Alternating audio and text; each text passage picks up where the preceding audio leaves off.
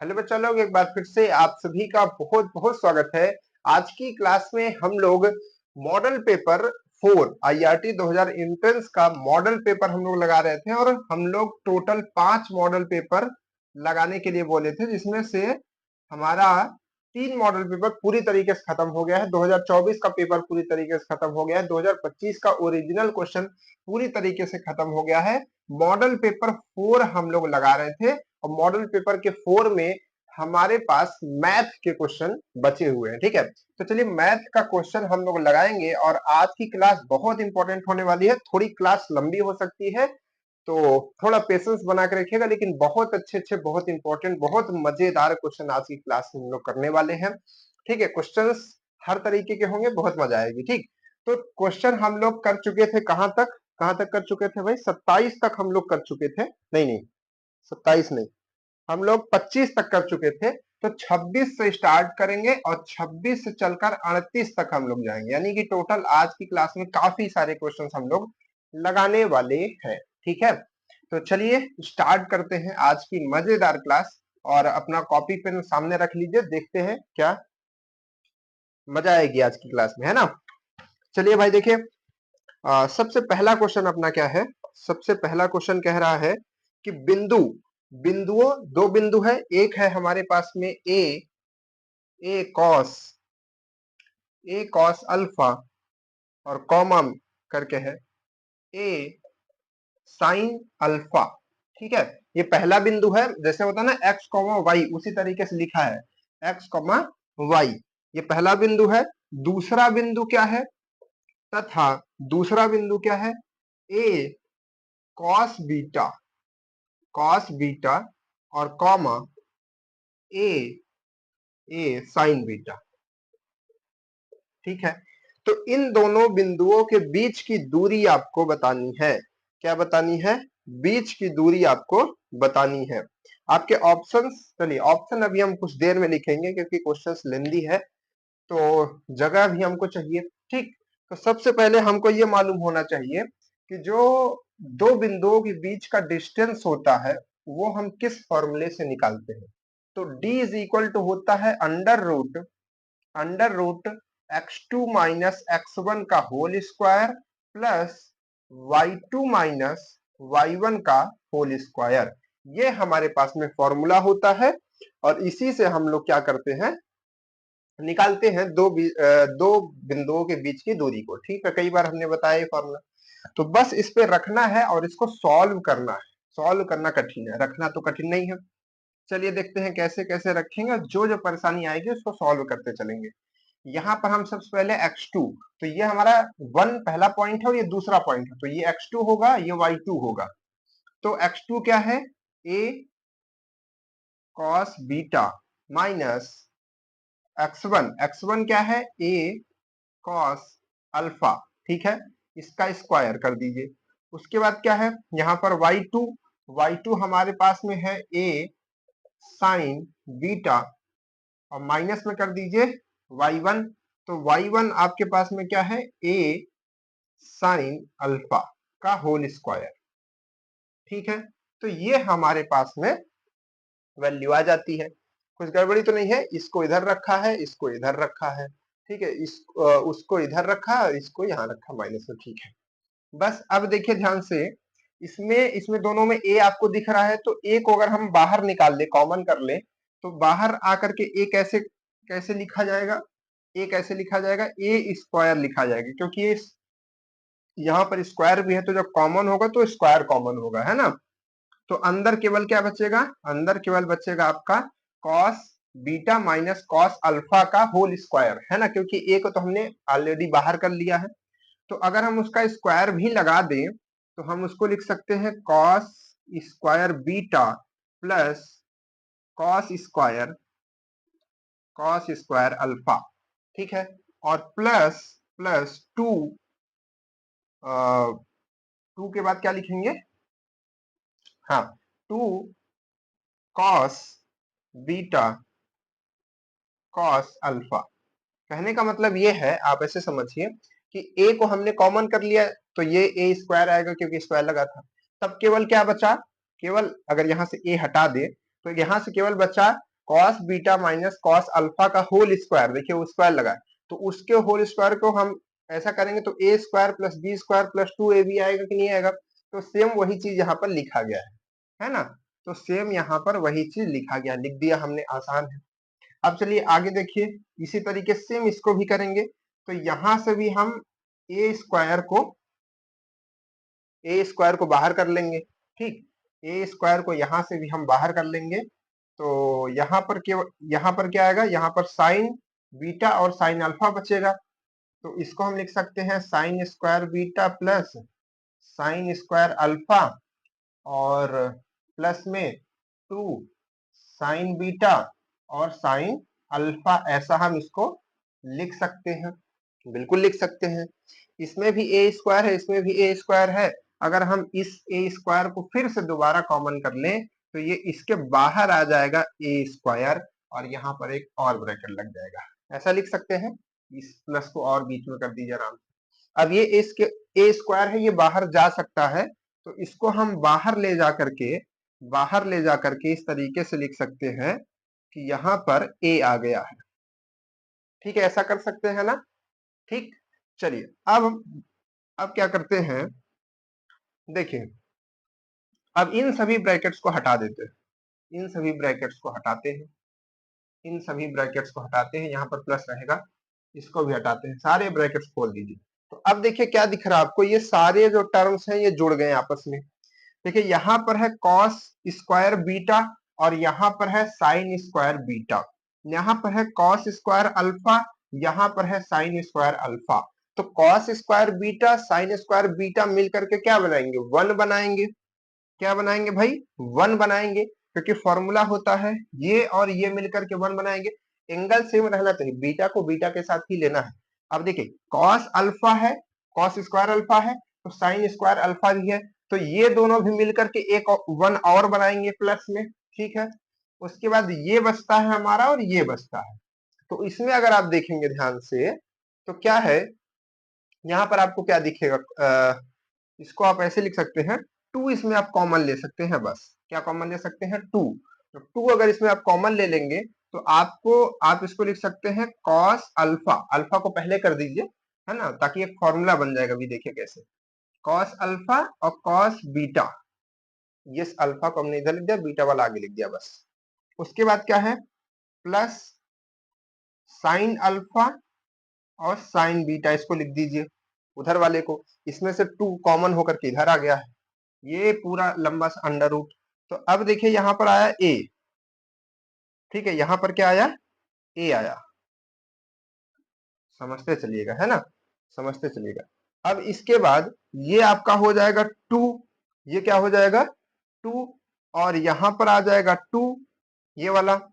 अब ये जो आप देख पा रहे हैं, टर्म देख पा रहे हैं, ये एक फॉर्मूला है, किसका फॉर्मूला है भाई, ये फॉर्मूला है आपका कॉस का, किसका फॉर्मूला है, कॉस का, कॉस ए माइनस बी का फॉर्मूला है, कॉस ए माइनस बी का फॉर्मूला है।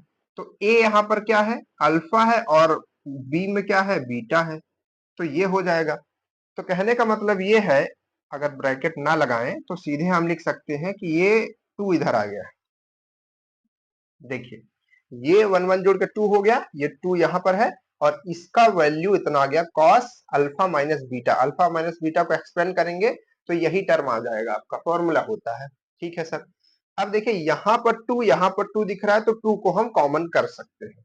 तो 2 को अगर हम कॉमन कर लें तो क्या बचेगा, ए अंडर रूट 2 कॉमन हो गया, तो क्या बचेगा 1 प्लस क्या बचेगा भाई, यहाँ पास में 1 प्लस बचेगा हमारे पास में कॉस अल्फा माइनस बीटा, ठीक है, अल्फा माइनस बीटा बचेगा, ठीक है। तो देखिए अब यहाँ पर क्या हम कर सकते हैं, यहाँ पर कुछ मिस्टेक हो गया है क्या छोटा, देखिए यहाँ पर क्या हुआ है ना कि ये जो, क्योंकि माइनस का होल स्क्वायर था, तो यहाँ पर जो प्लस लिख दिया, इसी वजह से ये वैल्यू लास्ट में अंतिम वाले को फॉर्मूला नहीं लग पा रहा है। तो यहाँ हम लोगों को माइनस लिखना चाहिए था, सॉरी उसके लिए। तो इसको अगर हम माइनस लिखेंगे तो यहाँ पर जब कॉमन करेंगे तो -2 कॉमन करेंगे, है ना, -2 कॉमन करेंगे, बीच में प्लस आ जाएगा, तो सब कुछ सेम रहेगा, बस यहाँ पर माइनस आ जाएगा। ठीक, ये माइनस, अब यहाँ से 2 कॉमन किया तो यहाँ भी माइनस आ जाएगा। अब देखिए फॉर्मूला बन जाएगी। क्यों ऐसा कर रहे थे? क्योंकि देखिए एक फॉर्मूला हम लोग को मालूम है, एक फॉर्मूला हम लोग को मालूम है कि 1 माइनस cos 2 थीटा का हमको फॉर्मूला मालूम है ना। क्या होता है भाई? ये फॉर्मूला आपका होता है 2 साइन स्क्वायर थीटा, ये हमको मालूम है, ठीक है, जो कि गिवन फॉर्मूला है, ट्रिग्नोमेट्री में आप लोगों ने पढ़ा होगा। तो देखिए अब ये चीज हमारे पास में बनती हुई दिख रही है, 1 माइनस cos 2 थीटा। तो ये इस तरीके से लिखा है, इसको थोड़ा मॉडिफाई करते हैं, थोड़ा मॉडिफाई करते हैं और लिखते हैं कि a अंडर रूट 2 और 1 माइनस कॉस, जो ये लिखा हुआ है इसको हम लिख सकते हैं 2 और थीटा की जगह अल्फा माइनस बीटा अपॉन 2। तो अब देखिए 2 से 2 कटेगा तो आपका अल्फा माइनस बीटा हो जाएगा, कहने मतलब वही हो जाएगा, लेकिन इसको इस तरीके से लिखना चाह रहे थे। इस तरीके से देखिए अब आ गया ना 2 थीटा, तो 2 ये हो गया, थीटा आपका ये टोटल हो गया, ये बाई 2 वाला है ना, पूरा पूरा का पूरा। तो अब यहां से अगर हम लिखेंगे, फॉर्मूला लगाएंगे ये वाला, तो हमको मिलेगा a और अंडर रूट के अंदर 2 इंटू इसके बराबर इतना लिख सकते हैं। तो ये क्या है? 2 साइन स्क्वायर थीटा। तो 2 और साइन स्क्वायर और थीटा, थीटा यहाँ पर क्या है? थीटा केवल ये वाला है, ठीक है, यानी कि अल्फा माइनस बीटा बाई 2 इतना है ना। तो अब देखिए ऐसा क्यों किया? क्योंकि स्क्वायर में है, ये इससे बाहर निकल सकता है अंडर रूट से, और दो मल्टीप्लाई होकर के बाहर निकल सकता है इससे। तो बाहर निकल करके क्या आएगा? अब देखिए बाहर निकलेगा तो क्या आएगा? बाहर निकलेगा तो क्या आएगा? यहाँ पर आएगा a, और दो में से बाहर निकलेगा तो 2 आएगा, और यहाँ आएगा आपका साइन, केवल साइन बाहर आएगा, और यहाँ पर 2। तो इसको हम अगर 2 और a को आगे लिख दें तो टोटल लिख सकते हैं 2a into sine alpha minus beta upon 2। तो यही इसका क्या होगा? बीच का डिस्टेंस होगा। बहुत लंबा क्वेश्चन हो गया है ना। देखिए इस तरीके से इसको हम निकालते हैं। ये हमने आपको समझाया था, समझाते में समय लगा, लेकिन जब आप करेंगे इस तरीके क्वेश्चन अगर पूछा जाता है तो आप इसी तरीके से करें, ठीक है, रखें वैल्यू, खटाखट उसमें फॉर्मूला लगाएं और सॉल्व करें, और ये आंसर आपको लाना है, ठीक है, दिमाग में रखिएगा इस क्वेश्चन को, अच्छा क्वेश्चन है। चलिए आगे बढ़े। यही क्वेश्चन है ना ऑप्शन में, ऑप्शन नंबर इसमें लास्ट नंबर ऑप्शन सही है आपका, ठीक है। चलिए सर आगे बढ़ते हैं, अगला क्वेश्चन क्या है उसको लिखा जाए, अगला क्वेश्चन देखा जाए।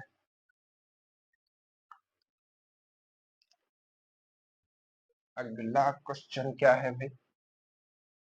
चलिए अगला क्वेश्चन हमारा है, अगला क्वेश्चन कह रहा है कि m से, अब अच्छे अच्छे क्वेश्चन, m से आरंभ होने वाले 5 क्रमिक पूर्णांकों का औसत, m से शुरू होने वाले 5 क्रमिक पूर्णांक, क्रमिक मतलब एक क्रम से आते हैं, तो m से शुरू होगा, तो m से शुरू होगा तो पहला m होगा, दूसरा m प्लस 1 होगा, और तीसरा m प्लस 2 होगा, और चौथा m प्लस 3 होगा, और पांचवा क्या होगा?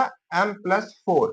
तो कह रहा है कि m से प्रारंभ होने वाले 5 क्रमिक पूर्णांकों का औसत n है, तब तब m प्लस 2 से प्रारंभ होने वाले 6 क्रमिक पूर्णांकों का औसत क्या होगा वो आपको बताना है। आपके ऑप्शन है 2n, 2n प्लस 5 अपॉन 2, ठीक है, और n प्लस 2, और n प्लस 3, और 2n प्लस 9, और अपॉन में 2, ठीक है।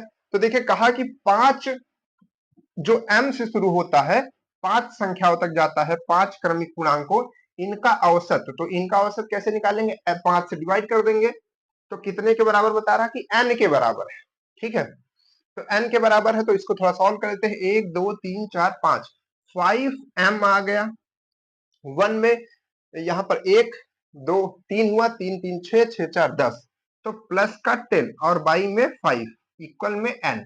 तो अगर इसको डिवाइड कर दे तो आ जाएगा m plus 2 is equal to n।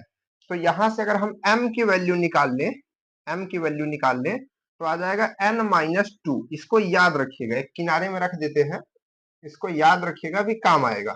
m बराबर क्या है? n माइनस 2 हमारे पास में ये वैल्यू मिल गई है। अब क्या कह रहा था कि अगर अगर ये संख्या जो है, अगर ये चीज जो m से स्टार्ट हुई है m+2 से स्टार्ट होती और 6 अंकों तक जाती तो उसका औसत क्या होता, वही आपको बताना है। तो m+2 पहला हुआ, दूसरा होता m+3, सॉरी क्रमागत है ना, तो m+3, फिर m+4, m+5 और m+6 कितना हुआ, 1 2 3 4 5 ही हुआ, एक और m+7, इन सबको जोड़ा गया है। ठीक है, ध्यान रखिएगा, बस हमने ऐसे लिख दिया, इन सबको बाद में जोड़ा गया तभी ना औसत निकला, है ना। अब ये अच्छा लग रहा है, बीच में प्लस लगा देंगे तो और कठिन लगने लगता है, बस आप समझ लीजिए इन सबको जोड़ा गया और जोड़ करके 6 से डिवाइड किया गया, और अब पूछ रहा है ये कितना आएगा इसका औसत, यही बताना है। तो देखिए 1 2 3 4 6m हो गया, 6m हो गया, और अगर इन सबको जोड़ लेंगे तो कितना आ जाएगा भाई, आपका आ जाएगा, देखिए ऐसे जोड़िए, 3 और 2, 3 2 5, 5 5 10, 6 4 10 और 27 7, तो टोटल आपका आ गया 27। 6 से डिवाइड कर दीजिए, कितना आएगा, यहाँ पर तो यम आ जाएगा, इसको डिवाइड करेंगे तो कितना आएगा, 6 चौको 24 और 6 35 0.5, तो 4.5 आ गया ये वैल्यू। तो इसका औसत इतना आ रहा है जो कि m टर्म में आ रहा है, लेकिन हमको m के टर्म में नहीं चाहिए। आंसर हमारा ऑप्शन किस में है, n के टर्म में है। तो m बराबर हमको मालूम है कि ये होता है, तो बस वैल्यू रख दीजिए m की, तो m की वैल्यू रख दीजिए n-2 और प्लस में 4.5, है ना। तो इसको सॉल्व कर लेंगे तो n प्लस 2.5 आ जाएगा। अब n प्लस ये 2.5 का मतलब क्या हुआ, इसका मतलब हुआ कि देखिए अगर आप इसको समझे ध्यान से तो ये चीज क्या लिखा है ना, आप इसमें 2 से मल्टीप्लाई कर दीजिए और 2 से डिवाइड कर दीजिए, आपको आसानी से समझ में आ जाएगा। 2n हो जाएगा और यहाँ पे 2 से मल्टीप्लाई करेंगे तो 5 हो जाएगा, 2.5 दूना 5, और 2 से डिवाइड भी तो करना पड़ेगा, तो ये आ गया वैल्यू। देखिए ये हमारा ऑप्शन मैच कर रहा है। ठीक है, ये चीज सेम लिखी है, चाहे डिवाइड करके देख लीजिएगा, इसको डिवाइड करेंगे n आएगा, 5 को डिवाइड करेंगे 2.5 आएगा। ठीक है, तो ये दोनों वैल्यू आपके आगे, ऐसे भी ऑप्शन दे सकता है, जरूरी नहीं है। ठीक है, तो ऐसा क्वेश्चन आपको हम 2 बता चुके, एक तो आपके पिछले 2025 के एग्जाम में आया भी था इस तरीके के क्वेश्चन, ठीक है, और एक क्वेश्चन ये नया, तो ऐसे ये क्वेश्चन आने का चांस है कि भाई ये क्वेश्चन आ सकता है ना। औसत से अगर क्वेश्चन देते हैं, अब देखिए ये क्वेश्चन, ये भी क्वेश्चन दो चैप्टर से मिक्स है, एक औसत और एक आपका जो स्टैटिक्स पढ़ते हैं, है ना। चलिए आगे बढ़ा जाए सर। अगला क्वेश्चन क्या है, अगला क्वेश्चन बहुत खतरनाक है, देखिएगा, है ना, कोई नहीं कर पाएगा, कम से कम 1 घंटा लगेगा इस क्वेश्चन को सॉल्व करने के लिए। क्यों, अभी दिखाते हैं। 38 डिग्री माइनस कॉट 52 डिग्री की power n, oh my God sir, power n, sir ये कैसे सॉल्व होगा, पावर n है इसकी, पावर 1 2 होता था तो हमारा हालत खराब हो जाता था, अभी पावर n है, कैसे सॉल्व होगा ये, इसका मान आपसे पूछ रहा है, आपके पास ऑप्शन है 5 है, 7 है, 1 है और 3 है। ठीक है, तो ये आपके ऑप्शन है, बताइए इसका आंसर क्या आएगा। ठीक, तो देखिए बहुत आसान क्वेश्चन है, जो ट्रिग्नोमेट्री पढ़ाई जाती है तो सबसे पहला क्लास 10th में जो पहली यूनिट होगी, पहला चैप्टर होगा, पहला एक्सरसाइज होगा, उसमें यही चीज बताई गई होगी, एकदम सेम ऐसे क्वेश्चन होंगे, लेकिन बस छोटा सा उसमें चेंज कर दिया गया कि पावर n लगा दिया गया है, बस आपको परेशान करने के लिए। देखिए आसान है ये, 38 लिखा हुआ है, तो इसको हम कन्वर्ट कर सकते हैं कॉस को साइन में, कैसे, हमको मालूम है कि cos theta is equal to होता है साइन 90 माइनस थीटा, है ना, 90 माइनस थीटा, या फिर हम ये कह सकते हैं कि ऐसा होता है कि साइन 90 माइनस थीटा बराबर होता है कॉस थीटा, है ना। तो ऐसा हम लिख सकते हैं, कुछ भी लिख सकते हैं, है ना। तो देखिए ये हमारे पास फॉर्मूले हैं, तो ये जो cos 38 है ना, इसको हम लिख सकते हैं, इसको हम लिख सकते हैं साइन साइन या फिर सॉरी, इसको हम लिख सकते हैं cos 90 माइनस 38, कहाँ दिमाग चल रहा है बाबू तुम्हारा, 52। तो cos 90 माइनस हम इसको लिख सकते हैं 52, यानी कि 52। तो इसको अगर आप सॉल्व करेंगे तो इसको हम लिख सकते हैं साइन 52। तो सीधे सीधे हम कह दें कि देखिए ऐसे क्रोनोलॉजी समझिए इसकी, cos 38, भाई cos की जगह हमने cos ही रखा, 38 को बस हमने दो पार्ट्स में डिवाइड कर दिया, 90 और 52 के पार्ट में। फिर ये हमारा फॉर्मूला बन गया जो कि साइन में कन्वर्ट कर सकता है, तो इसको हम साइन 92 लिख सकते हैं। 52 52 52 92 नहीं है ना, तो 52 लिख सकते हैं। तो यहां पर हम लिख सकते हैं साइन 52, और पावर में n रहे चाहे जो रहे उससे हमको फर्क नहीं पड़ने वाला, है ना। ये है हमारा कॉट, तो कॉट को भी हम बदल करके लिख सकते हैं किसके फॉर्म में, tan के फॉर्म में। तो इसको हम लिख सकते हैं tan, क्योंकि 52 है तो इसको भी लिखेंगे 90 माइनस थीटा, तो वो कन्वर्ट हो जाएगा tan में। और कितना माइनस करेंगे, 52 लाने के लिए, देखिए देखिए क्या है, कॉट 90, कॉट कॉट 90 माइनस 38 करेंगे तभी हमारा 52 आएगा, है ना। और इसको हम क्या लिख सकते हैं, इसको लिख सकते हैं tan 38। तो इसके जगह हम क्या लिख देते हैं, tan n की पावर 38, है ना, और अपॉन में जो था वही लिख देते हैं। तो अपॉन में तो यही है हमारा, है ना।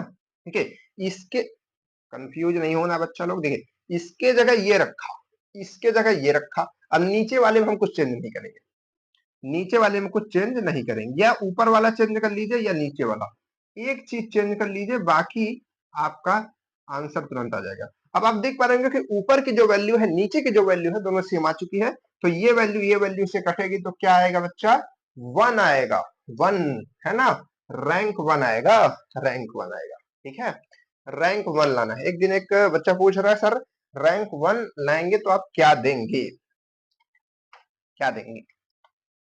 चलिए आप लोग पहले रैंक 1 लाइए, उसके बाद हम आपको बताएंगे कि हम आपको क्या देंगे और देंगे। ठीक है, देंगे टॉप 10 रैंक तक हम आपको देंगे, लेकिन रैंक 1 to 10, ठीक है, ये हम आपको देंगे कुछ ना कुछ, लेकिन आपको रैंक लाना है। ठीक है, रैंक लाना है तभी मिलेगा। ठीक है, तो 1 से 10 तक के जितने भी बच्चे जब रिजल्ट आएगा तो आप हमको मैसेज कीजिएगा, बताइएगा, और फिर हम आपको प्राइस देंगे। ओके, चलिए कुछ भी प्राइस हो सकता है, वो कुछ अमाउंट हो सकता है, कोई चीज हो सकती है, कोई आपके लिए उपहार हो सकता है, लेकिन आपको कुछ ना कुछ दिया जाएगा। ठीक है, 1 से लेकर 10 तक के बच्चों को। चलिए अगला क्वेश्चन क्या है भाई, अगला क्वेश्चन कहाँ गया, हाँ हाँ, अगला क्वेश्चन कहाँ गया, हाँ देखिए अगला क्वेश्चन ये है हमारे पास में, क्या कह रहा है कि x प्लस 1/x, देखिए पहला वाला ही क्वेश्चन लंबा था, उसने ही सारा समय हम लोग का खा लिया। अब खा लिया तो कोई बात नहीं, खा लेने तो उसका पेट भर गया, पेट भर गया तो हम लोग आगे बढ़ेंगे, है ना। ये दिया है, अब पूछ क्या रहा है कि x की पावर n प्लस 1/x की पावर n का मान क्या होगा बाबू, 2 की पावर n। आज इस क्वेश्चन को ऐसे बताएंगे कि आप कभी भूलेंगे नहीं और तुरंत तुरंत कर पाएंगे, तुरंत तुरंत। n theta, 2 power n sine n theta, ठीक है, और 2 कॉस n थीटा। ठीक है, तो ये अलग अलग ऑप्शंस हैं, और इसमें से बताना है कौन सा ऑप्शन आपका करेक्ट होगा, कौन सा ऑप्शन आपका राइट होगा। ठीक है, माइक बाबू ऑन होना।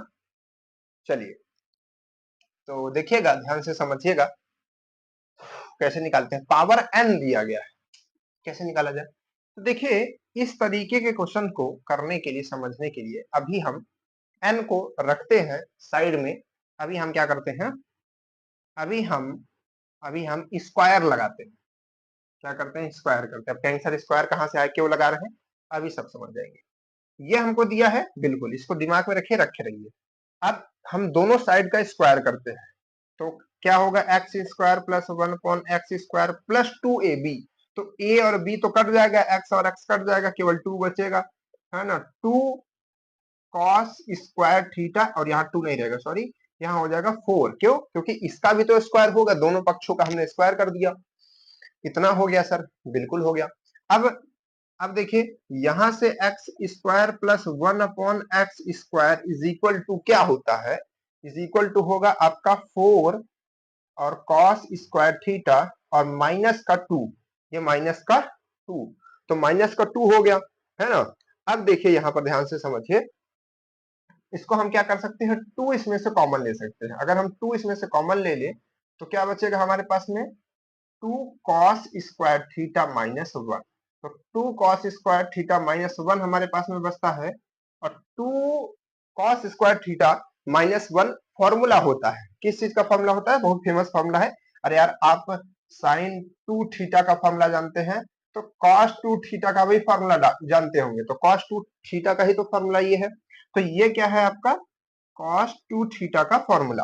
तो इसको हम लिख सकते हैं, इसको हम लिख सकते हैं, सीधे सीधे लिखें तो 2 कॉस 2 थीटा, ठीक है। तो अब हम आपको एक यहाँ पर पैटर्न दिखाते हैं, कैसा पैटर्न, देखिए ध्यान से। यहाँ पर x की पावर क्या है, ध्यान से समझिएगा, x की पावर क्या है, 1 है, कुछ नहीं तो 1 है ना, 1 है। तो यहाँ पर क्या आया, 2 की जगह 2 ही है, cos की जगह cos ही है, और थीटा के साथ में, सॉरी ये थीटा है, ये थीटा है, तो थीटा के साथ में क्या है, 1 है, जो कि आपको दिखाई नहीं देगा, है ना। तो 2 cos थीटा आ गया।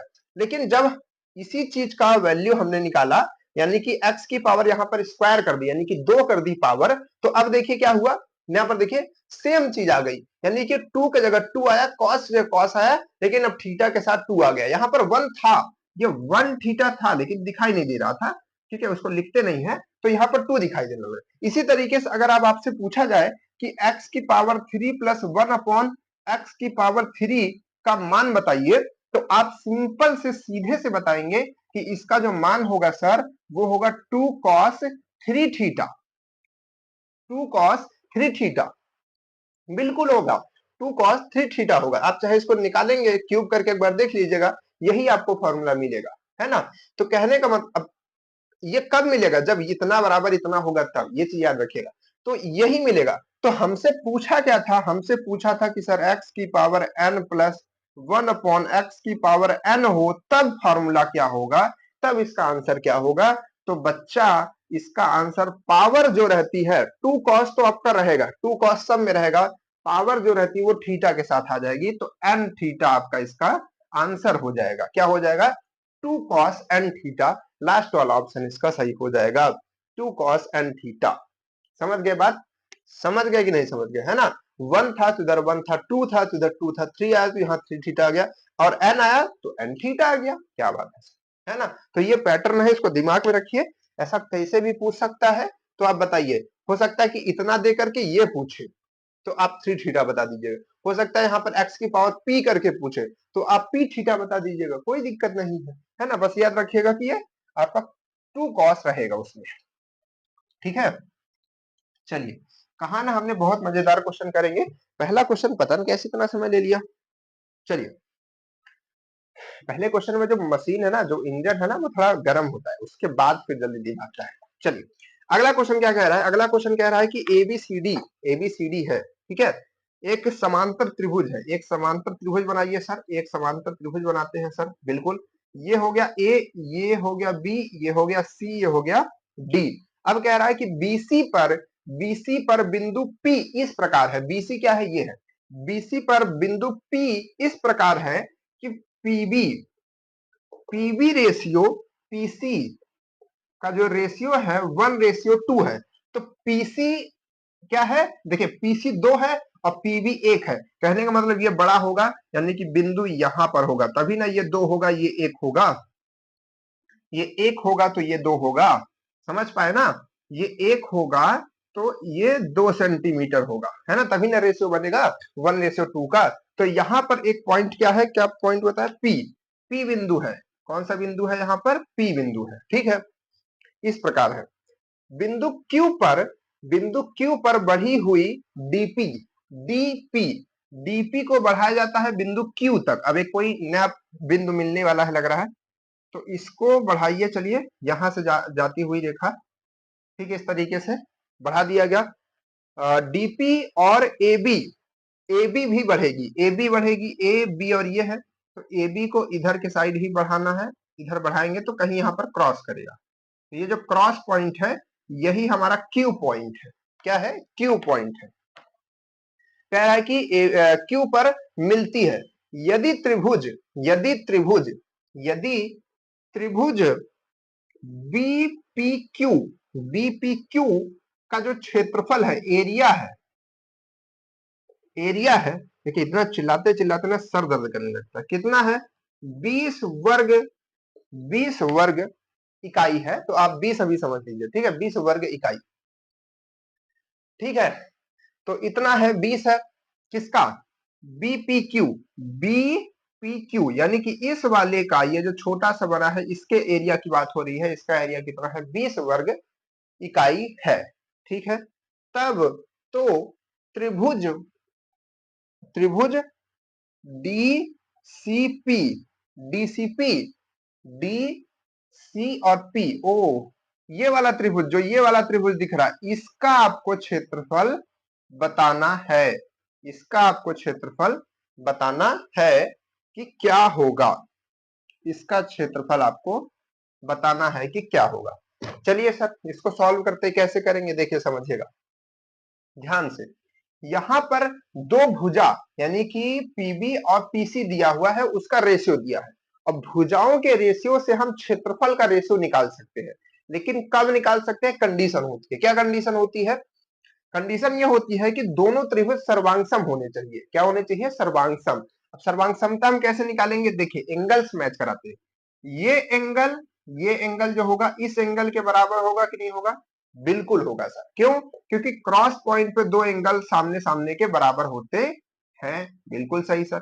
अब देखिए ये एंगल जो है, ये एंगल इधर वाला इस नीचे वाले एंगल के बराबर होगा कि नहीं होगा?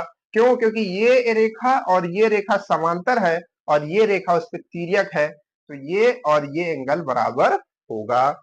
उसी तरीके से ये एंगल और ये एंगल बराबर होगा, है ना, क्योंकि ये समांतर रेखा और ये उस पर तिर्यक रेखा खींची गई है। तो ये और ये एंगल, तो तीन एंगल बराबर है, तो 3a से इसको हम समांतर कह सकते हैं। तो ये त्रिभुज दोनों आपस में क्या है? सॉरी समांतर नहीं, सर्वांगसम है। क्या है? सर्वांगसम है। तो हम लिख सकते हैं कि ट्रियंगल बीपीक्यू सर्वांगसम है किसके? किसके? ट्रियंगल डी डीसीपी के, डीसीपी के, ठीक है, बिल्कुल है। अब ये होने से हमको ये मालूम है कि इसकी भुजा एक, देखिए ये इसकी भुजा एक है और ये इसकी भुजा उसके दो गुना है ना। तो अगर हम भुजा को देखें, क्या देखें?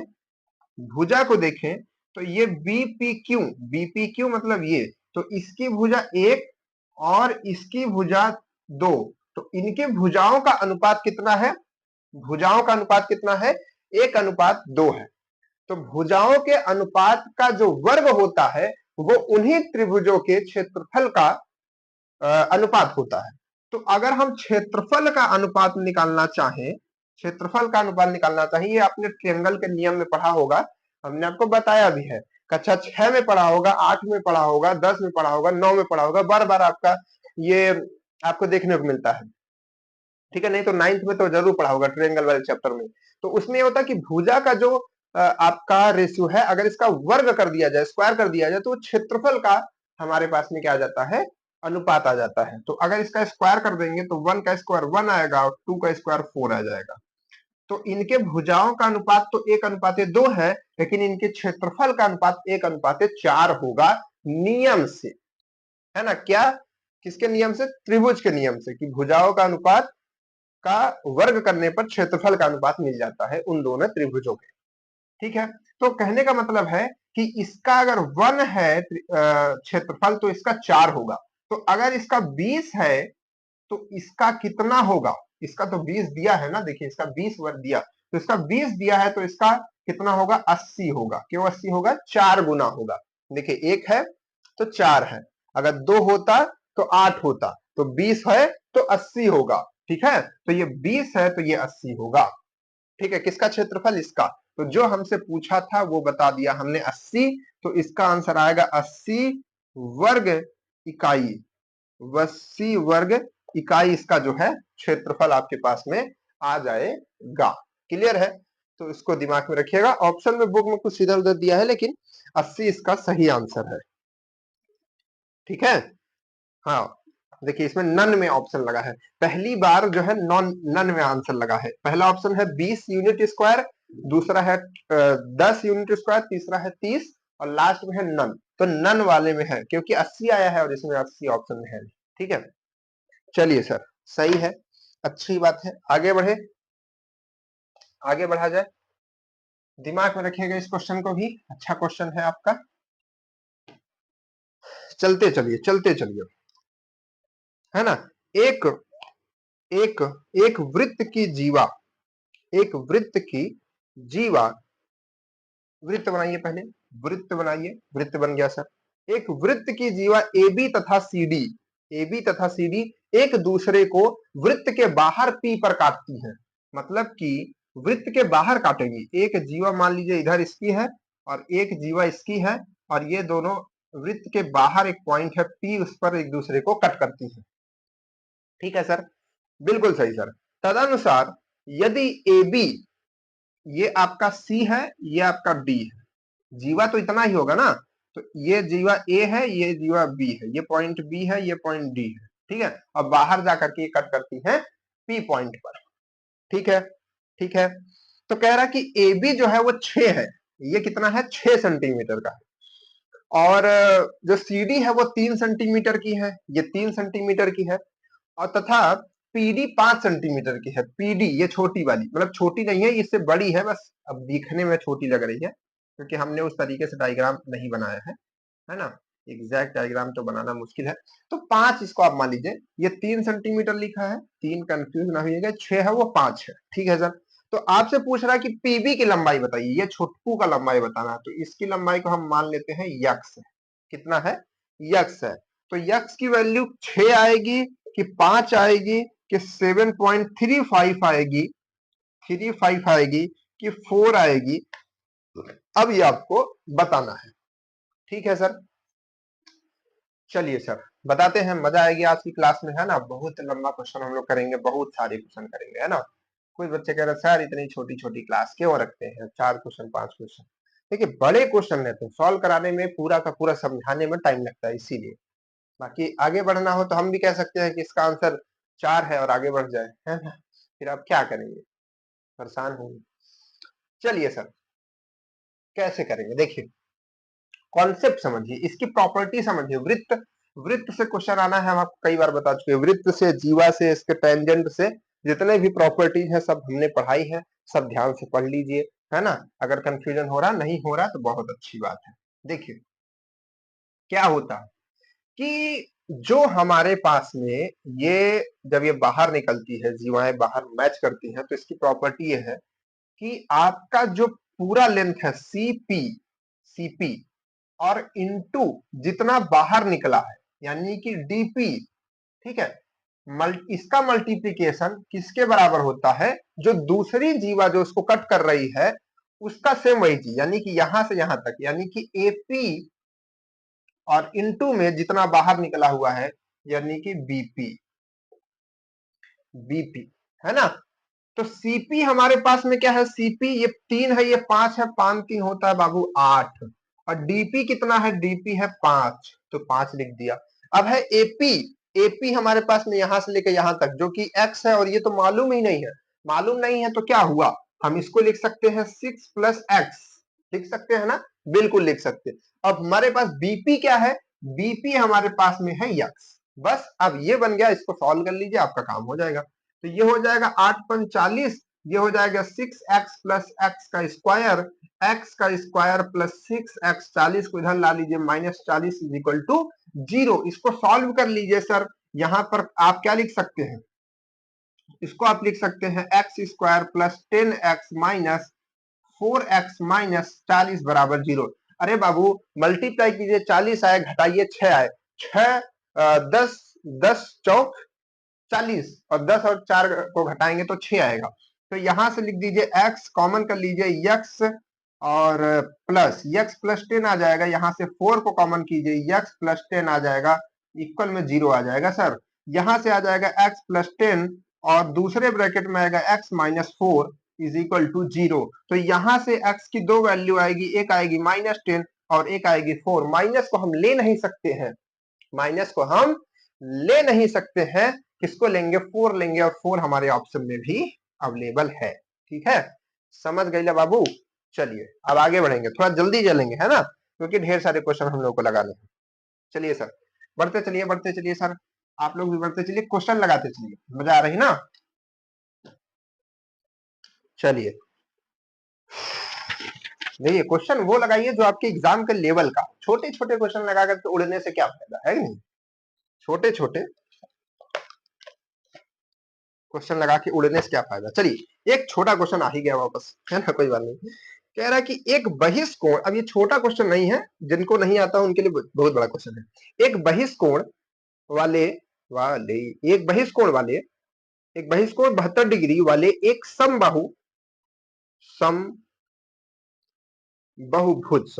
समबाहुभुज की भुजा की संख्या, मतलब ये कह रहा है कि बहिष्कोण यानी कि बाहर का कोण 72 है और बहुभुज है। बहुभुज मतलब उसमें कई भुजाएं हैं। ठीक है, कई भुजाएं मतलब जैसे हम लोग ट्रायंगल बनाते हैं 3 भुजा होती है, हम लोग चतुर्भुज बनाते हैं 4 भुजा होती है, हम लोग इस तरीके से बनाते हैं 5 भुजा होती है, हम लोग इस तरीके से बनाते हैं 6 भुजा होती है। तो इसी तरीके से ये एक बहुभुज है, उसका बहिष्कोण 72 डिग्री है, एक कोण 72 डिग्री है। ठीक है, तो पूछ रहा है कि इसमें कितनी भुजाएं हैं, 3 है कि 4 है कि 5 है कि 6 है। ठीक है, 6 है कि 5 है, 6 है कि 5 है कि 4 है कि 8 है। तो हम आपको बता दें कि कोई भी हमारे पास में शेप होता है, कोई भी बहुभुज होता है, बहुभुज मतलब जिसमें बहुत भुजाएं हो, 2 से ज्यादा हो जाएंगे तो बहुभुज हो जाएगा, ट्रायंगल भी बहुभुज है। तो समबाहुभुज है ना, एक समबाहुभुज की भुजाओं की संख्या होगी, मतलब उसमें कितनी भुजाएं होंगी आपसे पूछ रहा है। तो देखिए इसको हम कैसे निकालेंगे, कैसे सॉल्व करेंगे कि जो हमारा टोटल बहुभुज के बाहर के एंगल्स की संख्या योग होता है, वो होता है 360 डिग्री, 360 डिग्री, और एक एंगल यहाँ पर हमारे पास में 72 डिग्री है। तो अगर इसको हम डिवाइड कर देते 5 बारी जाएगा, 5 डिग्री नहीं 5 बारी। ठीक है, तो 5 जो है यानी कि 5 भुजाएं उसमें है। कितनी भुजाएं हैं भाई? 5 भुजाएं हैं।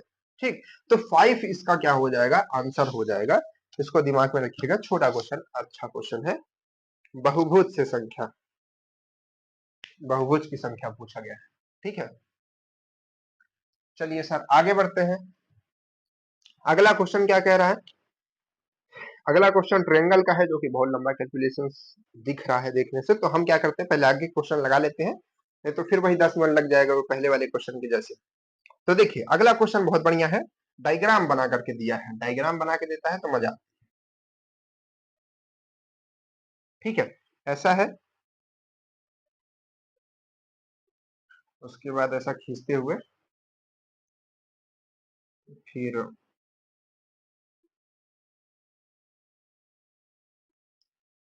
ऐसा, ऐसा। ठीक है, ऐसा एक शेप बना हुआ है जिसमें ये पॉइंट ए है, ये पॉइंट बी है, ये पॉइंट सी है, ये पॉइंट डी है, ये पॉइंट ई है। ठीक है, और ये पॉइंट एफ है। क्या बात है सर?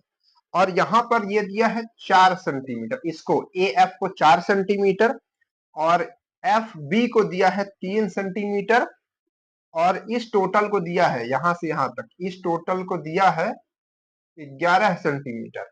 ठीक है, 11 सेंटीमीटर। तो आपसे पूछ रहा है कि बीसी की लंबाई क्या होगी? बीसी की लंबाई होगी 7 सेंटीमीटर कि 10 सेंटीमीटर कि 14 सेंटीमीटर कि 15 सेंटीमीटर। ठीक है, चलिए बाबू लोग बताइए क्या होगा इसका आंसर, क्या होगा भाई, क्या होगा? ठीक है, तो आप लोगों को बताना है। देखिए ध्यान से समझिएगा, जो कोई हमारा सर्कल होता है ना, सर्कल, तो अगर सर्कल है और उसके बाहर कोई बिंदु से जब उस पर जीवा खींची जाती है, सॉरी टेंजेंट खींचा जाता है, टेंजेंट। ठीक है, टेंजेंट खींचा जाता है, स्पर्श रेखा खींची जाती है, तो उसकी लंबाई बराबर होती है, इसकी लंबाई बराबर होती है। क्या होती है? बराबर होती है। तो यहाँ पर अगर आप ध्यान से देखेंगे तो ये एक सर्कल है और इस पे एक टेंजेंट यहां से यहां खींचा गया और यहां से छोटा बड़ा ना देखिए, यहां से देखिए आधे पर से, तो यहां से देखेंगे तो ये यहां से यहां खींचा गया, तो ये छोटा टेंजेंट बराबर होगा, यानी कि ये 4 सेंटीमीटर है, तो यह 4 सेंटीमीटर होगा बाबू, है ना। अब जब ये 4 होगा तो टोटल बताया है कितना? 11, तो ये वाला कितना हो जाएगा? 7 हो जाएगा, क्योंकि 7 4 11 होता है। अब ये 7 हो गया तो इसको ये इसके बराबर होगा। देखिए कितना दिमाग से क्वेश्चन बनाया गया है। तो ये भी हो जाएगा 7 हो जाएगा, ये भी 7 हो जाएगा। अब देखिए 7 ये हो गया, अब ये कितना है? 3 है, ये वाला 3 है, तो छोटकू वाला भी 3 ही होगा, क्योंकि दोनों बराबर होंगे। अब पूछा क्या हमसे? BC, यानी कि यहां से लेकर के यहां तक का पूछा है, तो 7 और 3 कितना होता है बच्चा लोग? 10 सेंटीमीटर। इसका ऑप्शन हो जाएगा। आंसर तो बड़ी जल्दी आ गया, लेकिन क्वेश्चन बहुत मजेदार है ये बाबू, है ना। जिसको नहीं आएगा परेशान हो जाएगा, समझता रहेगा, उसमें घुमाता रहेगा, ट्रियंगल पता नहीं क्या क्या फॉर्मूला लगाता रहेगा, है ना। चलिए सर आगे बढ़िए, आगे बढ़िए, अगला क्वेश्चन भी लगाते चलिए। अगला क्वेश्चन क्या है भाई? अरे बाप रे, 36 नंबर क्वेश्चन पहुंच गए हम लोग, है ना। अगला क्वेश्चन है कि a plus b plus c is equal to 1, ठीक है, मान लिया। A b plus b c plus c a is equal to 2, ठीक है, मान लिया। A sorry a b c is equal to 3, ठीक है, मान लिया। कैसा दे रहा है क्वेश्चन? मजेदार क्वेश्चन लग रहा है कि पावर 4 और पावर 4, ठीक है, का मान क्या होगा? ओ माय गॉड, क्या बात है सर। ऑप्शन ऑप्शन कहां लिखूं? ऑप्शन चलिए इधर लिख देता हूं। 6, 12, 13 या फिर 1, है ना। देखिए भाई क्या है आपका सिस्टम उस्टम चल रहा है, ठीक है, कोई दिक्कत नहीं है ना, क्योंकि इतना गर्मी है ना कि पूरा जो रिकॉर्डिंग का सिस्टम है, बाकी माइक वाइक सब जो है फेल हो जा रहा है ना। चलिए सर कैसे किया जाए? देखिए बहुत मजेदार क्वेश्चन है, बहुत अच्छे तरीके से समझेंगे इसको, है ना। ये वैल्यू हमको बतानी है, ये निकालना है, तो ये कहां से आएगा, ये कैसे आएगा? आपको मालूम है कैसे आएगा? अगर हम a square plus b square plus c square का होल स्क्वायर कर दें, तो हमको क्या वैल्यू मिलेगी? हमको वैल्यू मिलेगी कि ए, क्योंकि स्क्वायर है तो इसका फॉर्मूला आप जानते होंगे, ए प्लस बी प्लस सी का होल स्क्वायर का जानते होंगे, क्या होता है? ए का स्क्वायर, तो ए हमारे पास में ए स्क्वायर पहले से है, तो उसका स्क्वायर करेंगे तो ए की पावर 4 हो जाएगी, इसीलिए तो इसका स्क्वायर कर रहे हैं, ताकि ये टर्म हमको मिले पहले, है ना। समझे कि इसको निकालने के लिए क्या क्या हमको करना पड़ेगा, तो इसका स्क्वायर करेंगे तभी हमको ये मिलेगा, तभी हम उसकी वैल्यू निकाल सकते हैं, है ना। और प्लस में क्या आएगा? 2ab 2bc 2ca, है ना। तो 2 करते करते 2 को अगर हम कॉमन कर लें तो क्या आएगा? ab, तो a हमारे पास में ये है, b हमारे पास में ये है, b हमारे पास में ये है, c हमारे पास में ये है, c हमारे पास में ये है, a हमारे पास में ये है। दिख रहल बा ना? उधर दिख रहल बा कोने में या तरे में नहीं दिख रहा? चलिए थोड़ा घुमा देता हूँ कैमरा को, दिखने लगेगा। चलिए दिख रहा है ना?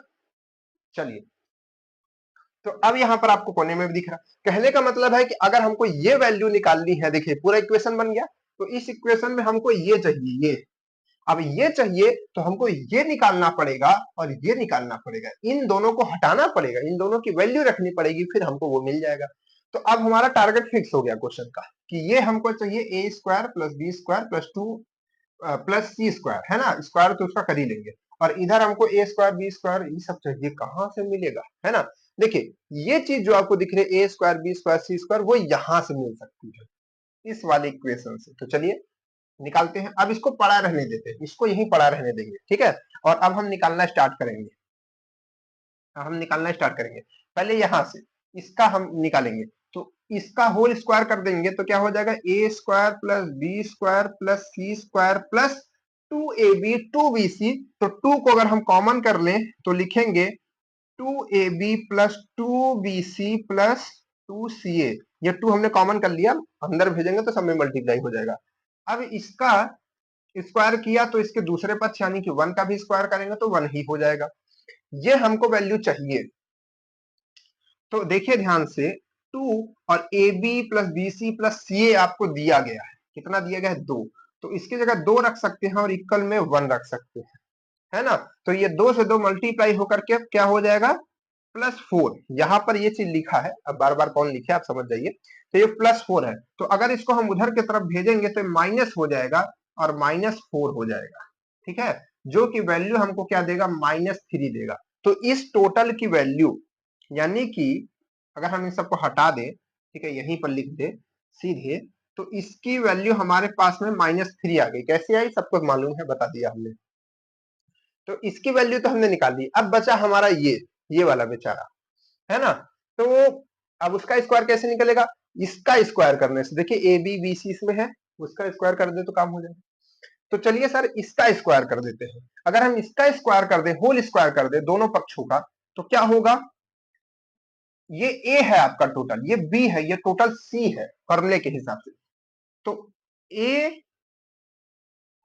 का स्क्वायर इतना होगा प्लस बी का स्क्वायर यानी कि बी और सी दोनों का स्क्वायर होगा साथ में, है ना। इसको थोड़ा देखिए समझिएगा।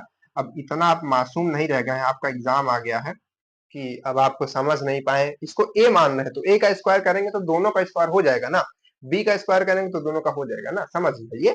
देखिए कैसे बाबू समझा देता हूँ आपको, नहीं समझते हैं बच्चा लोग आप लोग तो फिर मैं सोचता हूँ कि ऐसा समझाऊं कि किसी को भी समझ आ जाए, सबको, इसीलिए आपको पूरा बताना पड़ता है।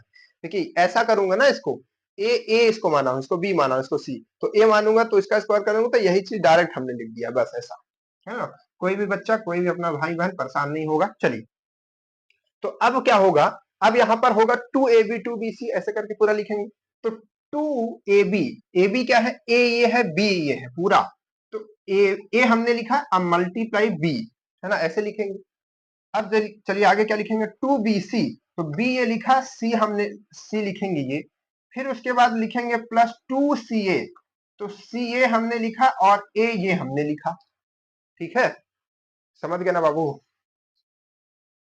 थकान हो जाती है खड़े खड़े चिल्लाते चिल्लाते आप लोगों के लिए, और आप लोग देखते भी नहीं है, है ना। इतना अच्छा अच्छा क्वेश्चन करा के हमने रख दिया, पूरा 500 क्वेश्चन कराने का टारगेट दे दिया, 500 क्वेश्चन करा भी देंगे सारा, लेकिन आप लोग क्या बता, छोड़ी जाएंगे।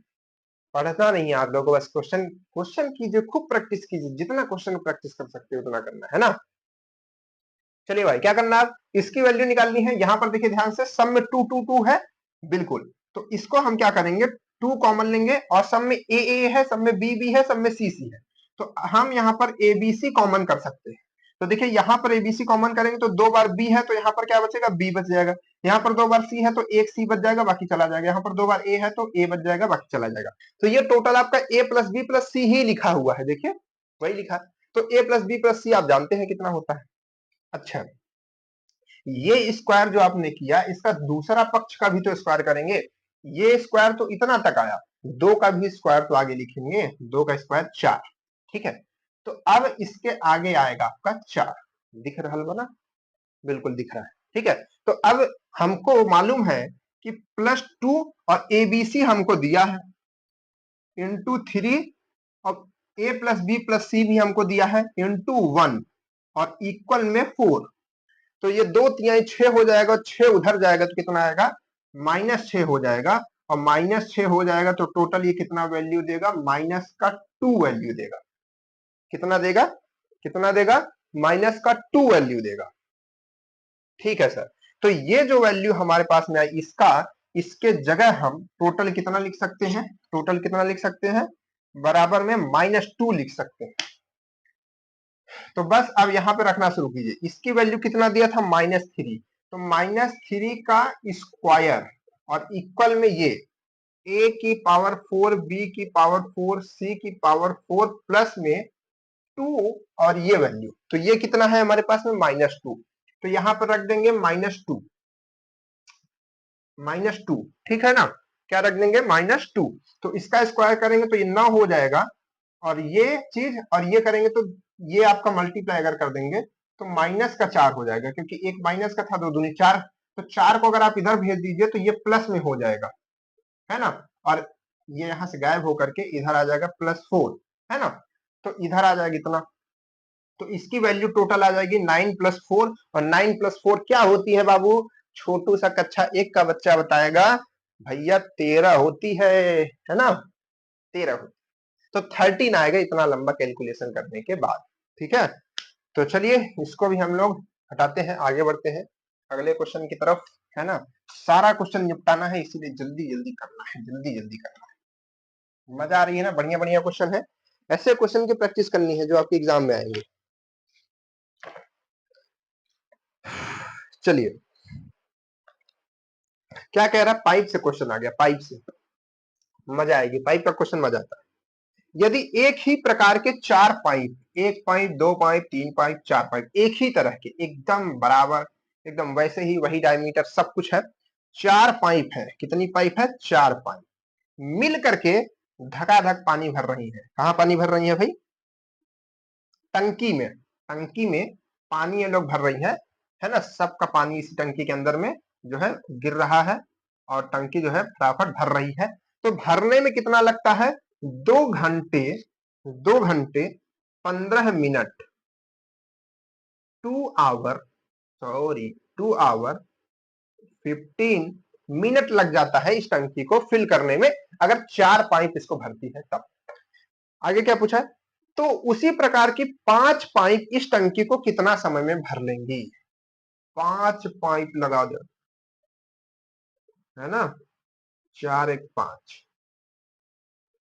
ठीक है, अब इस टंकी को भरने में कितना समय लगेगा, यही आपसे पूछ रहा है। ऐसा बनाया नहीं है, हमने बना दिया है। ठीक है, बहुत आसान क्वेश्चन, मतलब निहायती निहायती अच्छा क्वेश्चन, सॉरी। ठीक है, चलिए तो क्या कह रहा है भाई? अच्छा, इसको हम पूरा मिनट में कन्वर्ट कर लेते हैं ना, आवर्स को कन्वर्ट कर लेते हैं, तो ये हो जाएगा आपका 60 दूनी 120 मिनट प्लस 15 मिनट, जिसको हम कह सकते हैं 135 मिनट। ठीक है, तो 4 पाइप भरती हैं 135 मिनट में, तो एक पाइप कितने में भरेगी बताइए? एक पाइप कितने में भरेगी? 135 गुणते 4। यहां पर ऐकिक नियम उल्टा चलता है सर, काम में उल्टा चलता है। 4 आदमी एक काम को 4 दिन में कर सकते हैं, एक आदमी उसी काम को 4 चौक 16 दिन में करेगा, है ना, क्योंकि अकेला पड़ जाएगा ना काम, उसको 4 गुना कब करना पड़ेगा। तो वही चीज है, तो 4 मिलकर के भरती थी 135, तो एक भरेगी कितने में भरेगी? 135 गुणते 4, इतने मिनट में भरेगी। अब अगर हम निकाले कि 5, अगर हम 5 पाइप लगा दी उसी तरीके के, तो कितने में भरेगी?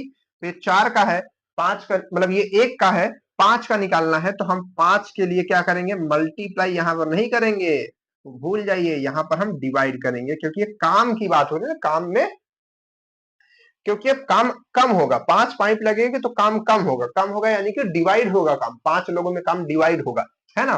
और यहाँ पर एक लोगों में काम बटेगा, तो ये मल्टीप्लाई होगा, ज्यादा होगा, काम बढ़ेगा। तो बस इसको सॉल्व कर लीजिए, आपका आंसर आ गया। ठीक है, इसको सॉल्व करेंगे तो कितना आएगा भाई? देखिए, 5, 5 दूनी 10, 5 दूनी 10, 5 सते 35, 27 आ गया, 4 से मल्टीप्लाई, 27, 27, 27 चौको 7 चौक 28, 27 चौको 108 होता है क्या? एक बार देख लेता हूँ। 27, 7 चौक 28 का 8 हासिल लगा 2, और 4 दूनी, हाँ 108, देखिए अच्छी बात है ना। 27 चौको 108, तो 108 मिनट लगेगा। क्या लगेगा? 108 मिनट। तो आपके ऑप्शन में क्या दिया है भाई? आपके ऑप्शन में जो ऑप्शन सही दिया है वो दिया है 1 आवर, 1 घंटा 48 मिनट। तो इसको अगर आप कन्वर्ट करेंगे तो 60 + 48 आप इसको लिख सकते हैं, है ना। देखिए 60 + 48 लिख सकते हैं ना, 6 4 10 100 हो जाएगा, और 8, तो इसको आप लिख सकते हैं 1 आवर और 48 मिनट्स इसमें लगेंगे आपकी ट्रेन को आपके पते तक पहुंचने के लिए। ठीक है, तो अब आपसे एक क्वेश्चन है, एक क्वेश्चन है ना। क्वेश्चन तो इसमें का 2 और बचे हुए हैं, लेकिन अब मेरी हिम्मत नहीं हो रही कि अब आप और चिल्ला पाऊं, है ना, क्योंकि अब हमको पानी पीना पड़ेगा, और पानी पीने के लिए उधर जाना पड़ेगा। ठीक है, तो अब आपसे क्वेश्चन में होमवर्क दे देता हूं कि ये 4 पाइप लगी थी तो इतने में भर रही थी, 5 पाइप लगी तो इतने में भर रही है। कितने में? 1 घंटा 48 मिनट में। अगर यही चीज 6 पाइप लग जाए, क्या हो जाए, 6 पाइप लग जाए तो कितना समय लगेगा, ये अब आप बताइएगा। ठीक है, कितना पाइप लग जाए? 4 पाइप लगी थी तो 2 घंटा कितना लग रहा था? 2 घंटा 15 मिनट। हाँ, 2 घंटा 15 मिनट लग रहा था।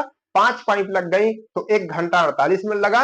और अगर 6 पाइप लग जाएगी तो कितना लगेगा, सबको बताना है। 6 पाइप लग जाएगी। ठीक है, होमवर्क करना है, होमवर्क में लिखना है कि HW, ठीक है, और डैश करके 6 पाइप और इक्वल में आप लिख सकते हैं जितना भी टाइम आपका आंसर आएगा। ठीक है, तो 6 पाइप कितना समय लेगी वो आपको लिखना है, या लिख दीजिए 6 पाइप उतना समय लेगी या फिर लगेगा, ऐसे करके लिख सकते हैं। ठीक है, तो सबको बताना है, सबका आंसर आना चाहिए, कम से कम 50-100 आंसर आना चाहिए। ठीक है, और हम नहीं जानते हैं, सबका आंसर आना चाहिए। ठीक है, और सभी लोग, सभी बच्चा लोग, बहुत कम समय बचा हुआ है, खूब प्रैक्टिस करिए, खूब मन लगा करके क्वेश्चंस लगाइए। अब हम लोग फिजिक्स लगाएंगे क्वेश्चन, क्योंकि मैथ तो खत्म कर दिया भाई एक ही दिन में, है ना, 2 क्लास एक ही दिन में खत्म। उसके बाद अब आपका फिजिक्स और केमिस्ट्री बचता है, तो फिजिक्स केमिस्ट्री इसका बहुत जल्दी से हम खत्म कर देंगे।